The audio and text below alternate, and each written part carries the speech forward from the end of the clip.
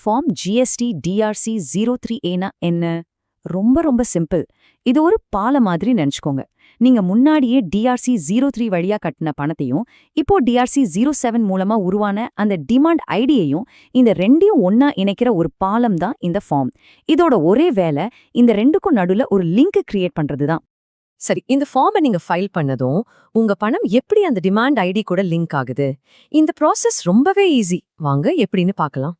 பாருங்க, ரொம்ப சிம்பிளான 4 ஸ்டெப்ஸ் தான். ஸ்டெப் 1, போர்ட்டல்ல form GST DRC 03A file பண்ணுங்க. ஸ்டெப் 2, உங்க பழைய டிஆர்சி 03 பேமெண்ட்டை புதுசா வந்த டிமாண்ட் ஐடியோட லிங்க் பண்ணுங்க. ஸ்டெப் 3, இப்போ உங்க பேமெண்ட் அந்த டிமாண்ட் ஆர்டரோட மேப் ஆயிடும். ஃபைனலா ஸ்டெப் 4, உங்க எலக்ட்ரானிக் லயபிலிட்டி ரெஜிஸ்டர் ஆட்டோமேட்டிக்கா அப்டேட் ஆயிடும். அவ்வளவுதான், முடிஞ்சிடுச்சு. இப்ப பாருங்க, இதுதான் ரிசல்ட். நீங்க டிஆர்சி 03 மூலமா பேமெண்ட்டை லிங்க் பண்ணதுக்கு அப்புறம் அப்பீல் பண்ண போனீங்கன்னா உங்க ஸ்கிரீன்ல இந்த மாதிரி ஒரு மெசேஜ் வரும். தேவையான தொகை ஏற்கனவே செலுத்தப்பட்டு விட்டது. விண்ணப்பத்தை தாக்கல் செய்ய தொடரவும். சூப்பர் இல்ல? முழு ப்ராசஸையும் ஒரு தடவை குவிக்கா ரீகேப் பண்ணிடலாம். இன்வெஸ்டிகேஷன் அப்போ வாலண்டரியா பே பண்றீங்களா? அதுக்கு ஃபார்ம் டிஆர்சி 03. டிபார்ட்மெண்ட்ல இருந்து டிமாண்ட் ஆர்டர் வருதா? அதுக்கு பேரு டிஆர்சி 07. இந்த ரெண்டையும் கனெக்ட் பண்ணணுமா? அதுக்கு தான் நம்ம ஹீரோ ஃபார்ம் டிஆர்சி 03A.